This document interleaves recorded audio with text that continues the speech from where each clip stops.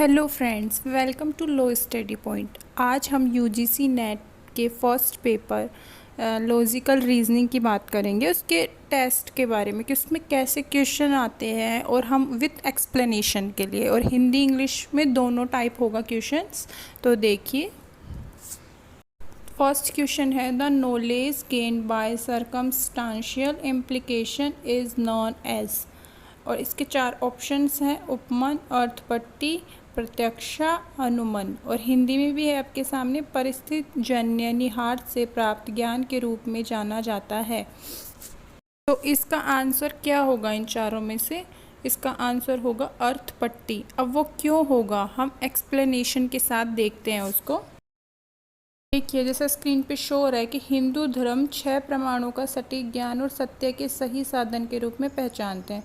तो ये 6 प्रमाण है, इसमें प्रत्याक्षा, अनुपमा, उपमा, अर्थपट्टी, अनुपलब्धि, शब्द। ठीक है, अब ये देखिए, अर्थपट्टी में क्या है? आसान परिस्थितियों से व्युत्पत्ति। अर्थपट्टी का मतलब क्या है? परिस्थिति जन्य निहार से प्राप्त ज्ञान को अर्थपट्टी के रूप में जाना जाता है, और जो एक प्रकट ज्ञान पर अधिरोपित करके प्राप्त ज्ञान जो ज्ञात ज्ञान से मेल नहीं खाता। प्रभारकार और कुमारिलिया दोनों अर्थपट्टी को वैध ज्ञान से एक स्वतंत्र साधन के रूप में स्वीकार करते हैं। तो देखिए, उदाहरण दे रखे हैं, तो आप प्लीज़ इनको नोट डाउन कर लीजिए क्योंकि एग्ज़ाम के बेस पे बहुत इम्पोर्टेंट है। देखिए, ये 6 पॉइंट्स आपको इंग्लिश में भी बताए गए हैं। हिंदुज़्म identify 6 pramans as correct means of accurate knowledge and to truth। तो ये प्रत्यक्ष, अनुपमा, उपमान, अर्थपट्टी, अनुपलब्धि और शब्द के आगे सेकंड क्वेश्चन ये आपके सामने इंग्लिश में दे रखा है और इसका हिंदी में भी है, भी दे रखा है। तो हम इसको कैसे सॉल्व करेंगे कि जब प्रस्तुत घटना में एक स्पष्ट विरोधाभास को हल करने के लिए एक अकल्पनीय तथ्य माना जाता है, तो निम्नलिखित में से कौन सा प्रमाण अद्वैत के अनुसार नियोजित होता है? तो ये 4 दे रखे हैं, भी अर्थपट्टी आएगा कि अर्थपट्टी में ही ऐसा होता है कि ये प्रमाण अद्वैत के अनुसार नियोजित होते हैं। तो देखिए, एक्सप्लेनेशन इसकी कि पूर्व मीमांसा और उत्तर मीमांसा दोनों में अर्थपट्टी की अवधारणा को ज्ञान की कसौटी के रूप में इस्तेमाल किया जाता है। अर्थपट्टी एक संस्कृत शब्द है जिसका अर्थ होता है अनुमान या अनुमान। ठीक है, शर्तों के संग्रह से जानकारी प्राप्त करने की प्रक्रिया होती है। तो ये पूरा इसका एक्सप्लेनेशन है। भारतीय तर्क के 6 प्रमाण होते हैं, मतलब प्रमाण और अर्थ। ठीक है, तो फर्स्ट प्रमाण क्या है? अनुमान, मतलब जिसका मीनिंग क्या होता है? अनुमान। उपमान का मीनिंग होता है तुलना। अर्थपट्टी का क्या होता है? अभिधारणा। अनुपलब्धि का मतलब गैर आशंका। शब्द का अर्थ होता है मौखिक गवाही। और प्रत्यक्ष का मीन्स क्या होता है? धारणा। ठीक है, क्वेश्चन आता है कि the basis on which assumption are formulated, मतलब धारणाएं किस आधार पर तैयार किया जाता है? Culture background of the country, मतलब देश की सांस्कृतिक पृष्ठभूमि के अनुसार, या फिर यूनिवर्सिटीज़ मतलब विश्वविद्यालयों के अनुसार, specific characteristics of the caste मतलब जातियों की विशिष्ट विशेषता, और या फिर ऑल ऑफ दीज। ठीक है, तो मतलब आंसर क्या आएगा? देश की सांस्कृतिक पृष्ठभूमि पे धारणाएं तैयार की जाती हैं। तो इसका एक्सप्लेनेशन देखिए। तो देखिए, जो मौखिक गवाही है, मौखिक संकेत पर आधारित ज्ञान है, वो किन किन पे होते हैं? वेदों, किताबों और जर्नल, समाचार पत्र और टीवी। इस प्रकार देश की सांस्कृतिक पृष्ठभूमि उस आधार पर निर्माण करती है जिस पर धारणाएं तैयार की जाती हैं। तो देखिए, पूरा सटीक आंसर लिखा हुआ है इस पे।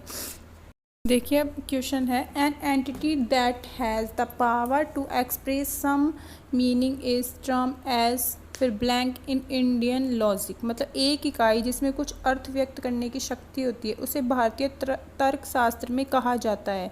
मतलब क्या कहा जाएगा? उपमान, अनुमान, शब्द, प्रत्यक्षा। तो इसका आंसर आएगा, इसका शब्द आंसर है। तो देखिए, एक्सप्लेनेशन देखते हैं हम। एक वाक्य जो वैध ज्ञान का साधन है, मौखिक गवाही कहलाता है, मतलब वैध ज्ञान का साधन होना चाहिए। न्याय दर्शन में 4थे प्रकार का वैध ज्ञान है, शब्द या आगम या आधिकारिक मौखिक गवाही का कहा जाता है। ठीक है, नेक्स्ट क्वेश्चन, पूर्वत और शेषावत के बीच भेद निम्नलिखित में से किस प्रमाण के संदर्भ में किया गया है? तो किस में मतलब इनका भेद किया गया है? अनुमाना, प्रत्यक्षा, तुलना या अभाव। तो किसके में किया गया? फर्स्ट आंसर राइट है, अनुमना के आधार पर इसका भेद किया गया था। तो देखिए हम अनुमान का कॉन्सेप्ट क्लियर करते हैं कि अनुमान क्या होता है। अनुमान, अनुमना भी आ सकता है लिखा हुआ, या अनुमान भी आ सकता है, और यह है न्याय का सबसे महत्वपूर्ण योगदान माना गया है। और जो ये दो प्रकार का होता है, एक तो स्वयं के लिए अनुमान की मतलब मैं ये कर सकता हूँ, और एक होता है दूसरों के लिए अनुमान की दूसरा ये करेगा, वो तो बच्ची रात को पढ़ती होगी, या फिर रात को वो ये करती होगी, या मैं ये रात को करता हूँ। तो ऐसे दूसरे के लिए भी आ गया और खुद के लिए भी आ गया। अब अनुमान को 3 प्रकारों में वर्गीकृत किया गया है। तो होता है पूर्वव्रत, मतलब किसी कथित कारण से एक अप्रत्याशित प्रभाव का उल्लेख करते हुए। एक होता है शेषवत, मतलब एक कथित प्रभाव से एक अप्रत्याशित कारण का उल्लेख करते हुए। और एक होता है सम्यक दृष्ट, मतलब अनुमान कार्य कारण पर आधारित नहीं है लेकिन एक रूपता पर अस्तित्व होता है। तो ये क्या होगा, पूर्ववर्त और शेषवती क्या होता है कि एक पूर्ववर्त अनुमान होता है कि हम पहले से ही कुछ धारण कर लें, जिसमें हम एक कथित कारण से अप्रत्याशित प्रभाव का अनुमान लगाते हैं कि जो हमें मतलब पता भी नहीं और हम उसका पहले से ही अनुमान मतलब पहले से ही अज्यूम कर लें उस चीज़ों को। अब देखिए इंग्लिश में फिर एक क्वेश्चन है, अब इसका हिंदी भी है। देखिए, the water of the pond is muddy, it must have rain last night. मतलब इसमें पूरा मतलब एक्सप्लेनेशन करना है हमें कि 2 स्टेटमेंट दिए गए हैं हमारे सामने, और व्हाट काइंड ऑफ अनुमान has been use in the above statements, choose the correct option from the following. देखिए इसका मतलब मीनिंग क्या हुआ कि रात को बारिश आई थी ना, तो उससे तालाब का पानी गंदा हो गया। तो अब हम अनुमान क्या लगाएंगे, शेषावत अनुमान, कंपैरिजन, पूर्ववत अनुमान, बोथ ए एंड बी। तो बताइए क्या होगा इसका आंसर। बारिश तो रात को आ चुकी, हम तो सुबह अनुमान लगा रहे हैं कि अब तालाब का पानी गंदा हो गया होगा। तो ये क्या हुआ, बाद में अनुमान लगाया गया। तो ये क्या आएगा, शेषावत अनुमान। सकते हैं कि शेषावत अनुमान क्या है कि तालाब के गंदे पानी से पिछली बारिश का अनुमान लगाना है। मतलब हम पिछली बारिश का अनुमान लगा रहे हैं कि जो पहले हो चुका अब तो ये ऐसा हो गया होगा उसके होने से। ये क्वेश्चन है, based on the nature of व्याप्ति, मतलब what type of influence in the following. मतलब all knowledge object are nameable, the pot is a knowledge object, therefore the pot is nameable. इसका क्या आएगा आंसर, केवल्यानी। अब इसका एक्सप्लेनेशन जानते हैं कि क्यों आया इसका। जो ये केवलयावी अनुमान है, इसमें क्या होता है कि मध्य और प्रमुख पद के बीच केवल उपस्थिति में एक समान समझौते से उत्पन्न होती है, और इस निष्कर्ष में हेतु का केवल साध्य के साथ सकारात्मक संयोग है। अब इसके कुछ उदाहरण दिए गए हैं।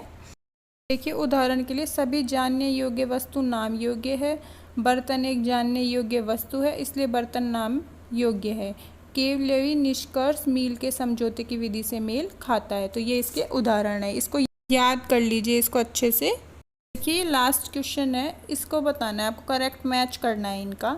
तो पक्ष, सौध्य, व्याप्ति, निगमना, हेतु, तो इसमें कौन सा आंसर ठीक है। तो देखिए इसको हम हिंदी में भी देख सकते हैं। तो क्या आएगा इसका आंसर, ठीक 4th आएगा ठीक, क्योंकि जो पक्ष होता है वो लघु अवधि होती है, जो साध्य होता है वो होता है प्रमुख शब्द, और जो व्याप्ति होती है वो प्रसार की स्थिति होती है, और जो निगमन होता है ना वो होता है उसका निष्कर्ष, और हेतु का क्या होता है, कारण। देखिए आप ये देख सकते हैं 5 चरण दिए गए हैं इसमें उदाहरण में, इनको अच्छे से याद कर लीजिए क्योंकि इनमें से क्वेश्चन बनते हैं, और मैंने वही क्वेश्चन करवाए हैं जो आपके इसमें बन सकते हैं क्वेश्चन। तो कृपया आप वीडियो को अंत तक देखें तथा आगे भी ऐसी क्वेश्चंस के लिए हमारे चैनल को सब्सक्राइब करें और हमारे साथ बने रहें।